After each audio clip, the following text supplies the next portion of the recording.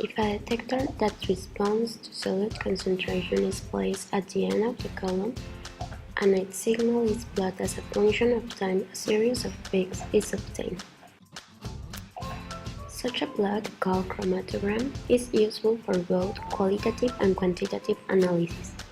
The position of peaks on the time axis can be used to identify the components of a sample. The areas under the peaks provide a quantitative measure of the amount of each component. We can measure a quantity called the retention time that is a function of the distribution constant. The small peak is for a species that is not retained by the column. That time Tm for the unretained species to reach the detector is sometimes called the dead or the abode time.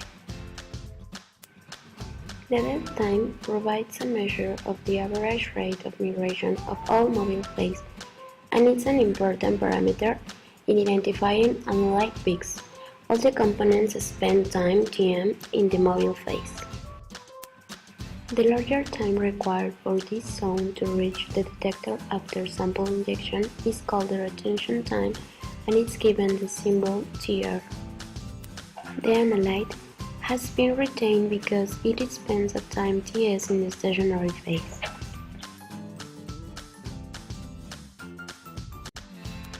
There are two types of gas chromatography.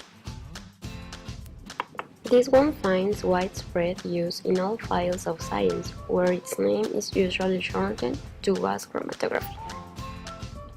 It is based on versioning of the analyte between a gaseous mobile phase and a liquid phase immobilized on the surface on an inert solid backing or on the walls of capillary tubing.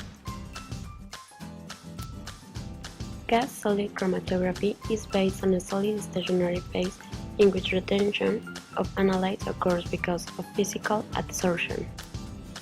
It has limited application because of semi-permanent retention of active or polar molecules and serve tailing of evolution peaks. The tailing is due to the non-linear character of absorption process. Thus, this technique has not found wide application except for the separation of certain low molecular mass gaseous species. Another type of chromatography is the liquid chromatography, when the mobile phase is a liquid. These types are often classified as separation mechanisms or by their type stationary. The varieties include partition chromatography, adsorption or liquid-solid chromatography, ion exchange or ion chromatography, side exclusion chromatography, affinity chromatography, and chiral chromatography.